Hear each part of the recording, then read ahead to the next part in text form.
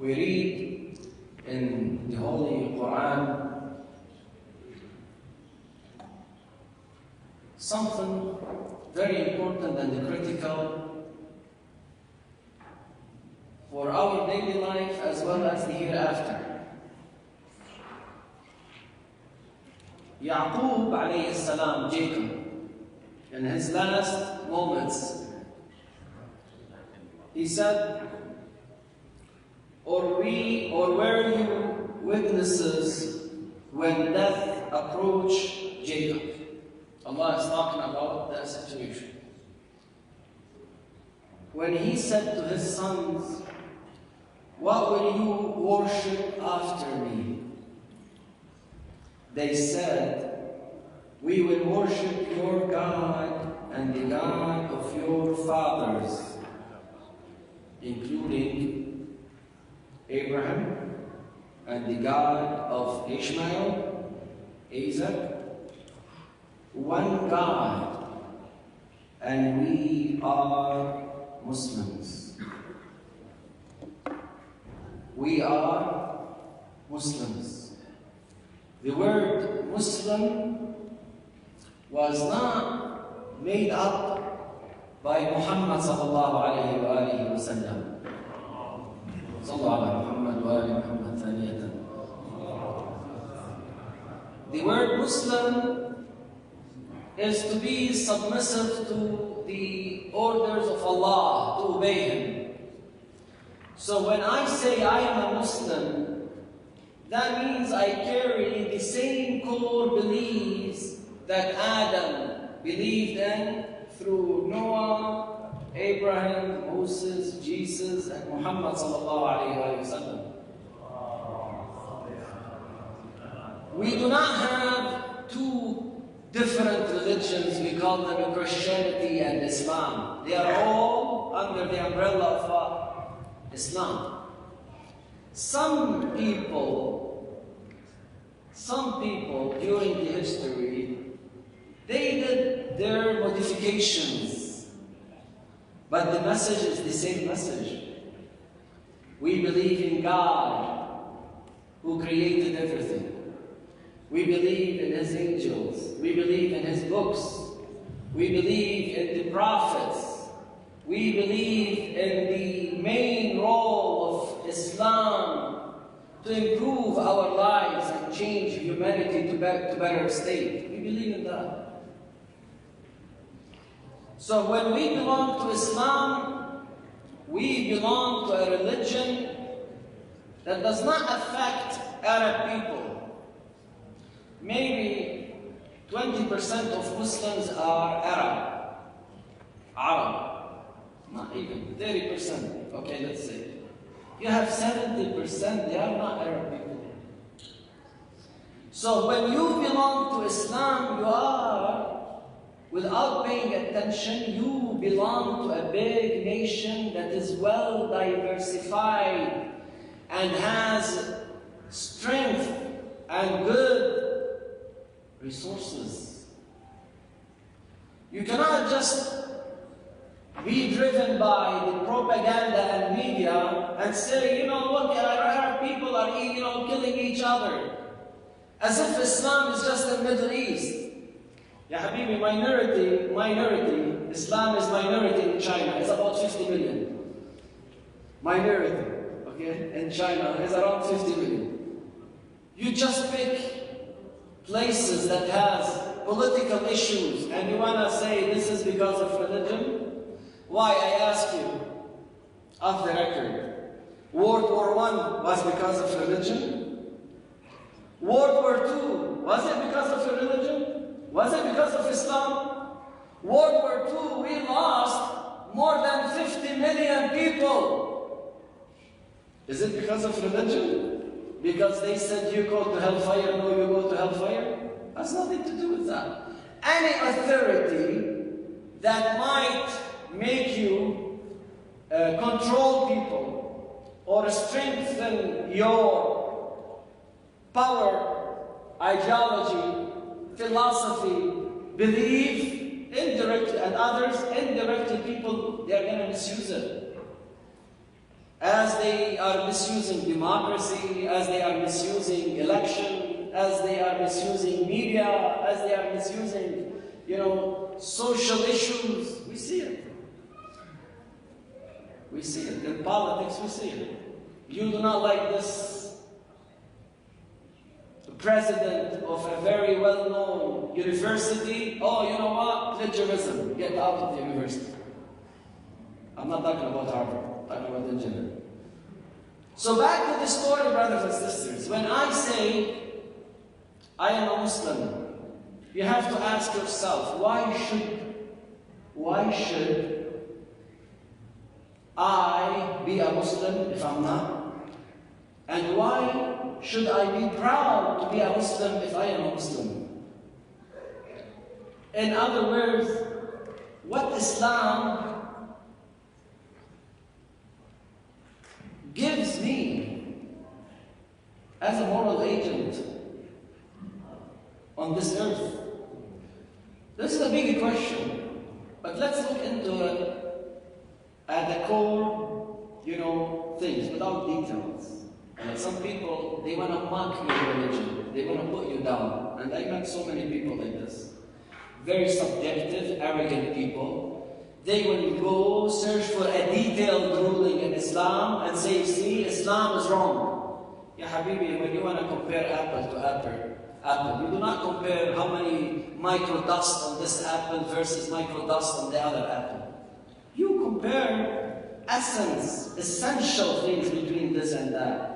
Not details that is very minor. You do not just bring a fatwa and tell me this is Islam. Fatwa is a way to understand Islam. Could be right, could be wrong. Talk to me about your beliefs. Talk to me about logical thinking. Talk to me about rational thinking. When I say I am a Muslim, I am telling you that I am capable and willing, and I am able, and I am blending in your society. How? I'll give you an example. As a Muslim, I believe in Jesus. You do not? As a Muslim, I believe in Mary, and I have a chapter called Mary in the Quran. You don't? The only woman mentioned in the Quran by name is the mother of Jesus in Islam. In Quran. The only woman. Not the daughter of the Prophet Muhammad. Not Khadija, Sayyidat Nisa al-Alameen, Kilahuma Sayyidat Nisa al-Alameen. No, Maryam alayhi salam. As a Muslim, I believe that Jesus is the Christ, the Messiah. He's going to show up one day with Imam Mahdi Ajalallahu Ta'ala Farajahu Sharif and help me out. As a Muslim, it is permissible to so many scholars to get married with a Christian lady. You, as a Christian, you tell me Muhammad is a liar. I say Jesus is sinless, perfect, and human. You tell me that Quran was written up by Muhammad. He used to have a seizure. What kind of a seizure can create such kind of priceless book? I do not know. Maybe this is another PhD, theory. I tell you that the Bible has been modified, but I respect. Do not flush it into your toilet. Do not burn it. Do not put it down. Yes, I believe it got modified, but that does not mean I throw it away like you are doing to my Quran, my holy book. As a Muslim, this is my faith.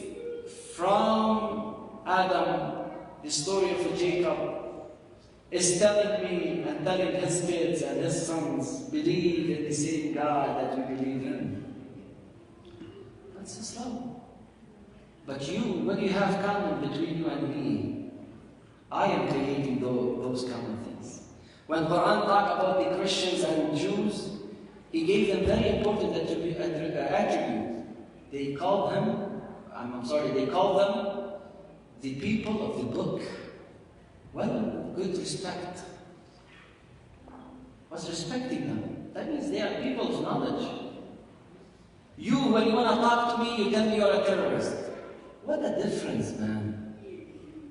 Look how I greet you and respect you and how you are respecting me. That's bad. Yet, I'm patient. I'm tolerant. When it comes to Jesus alayhi salam or any other prophets in Islam, we say they are sinless. While your book says, Lot got drunk, he slept with his first daughter, and second time got drunk, he slept with the second one. We say it's impossible. I was talking to a guy in a church. I said, if your priest get drunk and he slept with his daughter, do you go to that church anymore? He said, no. I said, how come you allow that to a prophet and you make him a role model? He looked at me and said, Ibrahim, he has to commit sin so he can be a good role model for me. I said, okay, so let him then steal, kill, murder, so he can be a good model for me. What are you talking about? So those people are sinless people. This is the way we evaluate things. Another thing, brothers and sisters, and I'm running out of time. Well, when I say I am a Muslim, and why should you be a Muslim, and why should you stay as a Muslim? Because Islam gives you powerful tools, gears, others they don't. In Islam, when it comes to the core beliefs, and this is very important, listen to it.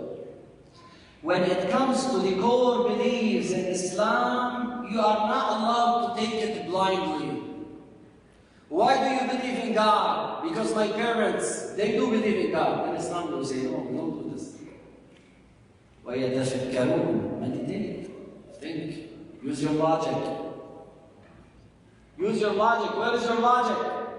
Show me your evidence. Show me your proofs.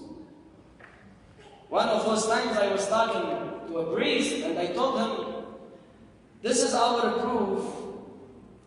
You cannot just assume it is just faith and you believe in God. Because I can tell you it is my faith and I believe in the different attributions of God. We have to have something logical.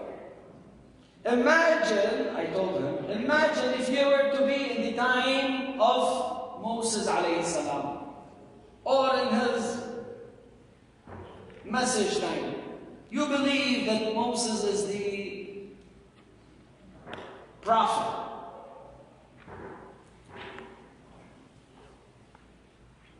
And then all of a sudden, Jesus shows up and is telling you, I am the messenger of God. What are you going to tell him? My faith is saying, no, you are not. That's why Islam brings in what? Miracles. What's a miracle? Miracle marriages. It's not a Harry Potter story. Some people, they think a prophet is like Harry Potter, or Superman. Yeah, you want a miracle? Yeah, we can do a miracle. No. Miracle is very limited under specific conditions, and it has to be by the permission of God, and it has to be within a huge competition. Without the people, they will become kafir. No other choice to convince them except that. Then there is a miracle. There's a big difference between miracle and karama, which we can discuss later on if we get a chance. What's a miracle? A miracle, it is, listen, a miracle is not something superstitious. It's totally the opposite. It's not something that's telling you, yes, my faith is telling me you are a prophet. No, it's the opposite. A miracle is it challenging your logic to tell you this is beyond your analysis and rational thinking, so believe. Your brain, your intelligence is limited. The miracle is not telling you, just believe. No. It's challenging your common sense. So when Jesus came, he did not just tell them, have faith in me, believe in me. He showed them what? Miracles. Beyond expectation. And I'm telling you, this is our miracle. We call it Quran. Let's come together and discuss it, study it, talk about it. As the Quran talked to the Christians and the Jews back then, he said, قُلْ يَا أَهْلَ الْكِتَابِ تَعَالَوْا إِلَى كَلِمَةٍ سَوَاءٍ بَيْنَنَا وَبَيْنَكُمْ. Let's all, Muslims, Christians, and Jews, come to a common ground where we can have objectivity and discuss things. To belong to Islam, brothers and sisters, that means you have direct connection with God. You do not need a mediator. You do not have to confess to another human being. You talk to Allah directly. Allah is with you. Allah is watching you. Allah loves you. Allah protects you. Allah is willing to answer your calls. Allah subhanahu wa ta'ala is with you. وَهُوَ مَعَكُمْ أَيْنَمَا كُنْتُمْ وَاللَّهُ بِمَا تَعْمَلُونَ بَصِيرٌ.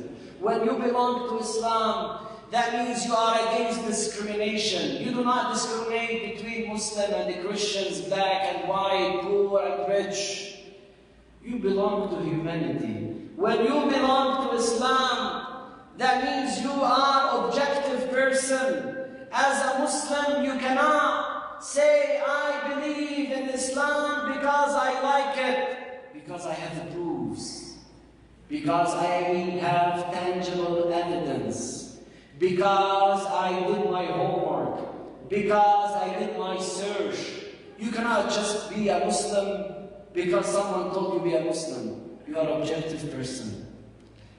And you are not allowed to be subjective even with those who used to be against you. Be nice and kind and objective with every person.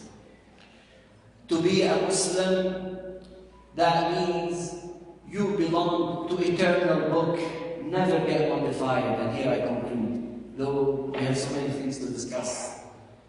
But remember, brothers and sisters, and be proud of it. Muhammad sallallahu alayhi wa sallam, when he was assigned by the Prophet and the book was delivered to him, it is still the same book, same language, same order since that time. 1,000, more than 1,400 years, and the book is the book, and the language is the language, and even the way it is written is still the same style. Muhammad sallallahu alayhi wa sallam, he made sure the Quran was written during his time by special people like Ali ibn Abi Talib alayhi salam. And he assigned after him 12 Imam, according to Sunnah and Shia. 12 Khalifa, they say, we say 12 Imam. And he said, after me, I leave among you the Quran and Ahl al-Bayt, Itrati Ahl Bayti. He had a vision, 12 Imam, protecting the Quran, making sure it is explained the same way, proper way. And on the top of it, as I said, same language, you read it as if you are reading it back then. You go check some copies of certain surahs or papers from the Quran in Birmingham, London, Birmingham, Britain, and you're going to see some copies tested. Carbon-tested copies goes back to the time of the Prophet. You read it, portion of Surah Maryam and Surah Taha. Same order, same ayat. 1,400 years ago, almost. Why? This is my Quran. Why my Quran? Same language, same Bible, same dialect, same way written from the time of Prophet Muhammad. Your book was not written in the language of Jesus. Jesus, peace be upon him, did not supervise the Bible. The Bible was written after Jesus. Jesus did not get the chance to assure it is right. The Catholic Church, after 200 years, burned more than 200 copies, versions of the Bible. The language of Jesus was not Latin, was not English, was not modern English, was not old English, was not archaic English. Jesus, according to historian, used to speak Aramaic language, which now we see it in Ma'luha in Syria. He did not speak this language. You are reading a translated copy, and on the top of it, nowadays we have different versions. Should I listen to King James Version? Should I listen to International Version? Which version you want me to believe? Which version you want me to talk about or discuss or use as a reference? Because it affects certain core beliefs in your religion. Jesus did not get the chance to review the Bible by Muhammad sallallahu alayhi wa sallam. He did. And Muslims, till now, they memorize the whole book. And when we want to be proud of our religion, you can see all this calligraphy from day one till now, creating an impact that we belong to wisdom, we belong to words. I tell you a story, brothers and sisters, and here I conclude. I'm sorry I took much of your time. I was in a clinic and in a hospital, Christian hospital, and I was waiting for the doctor. Crosses all over, cross, Protestant, because it does not have the body of Jesus. So the nurse showed up. I told her, what's this cross for? She said, it's symbolic for, Jesus, Son of God. I said, would it be much better to put certain wisdoms and the phrases from the Bible rather than showing me a symbol that Jesus never used? I told her, in my religion, I do not depict or show the image of Muhammad.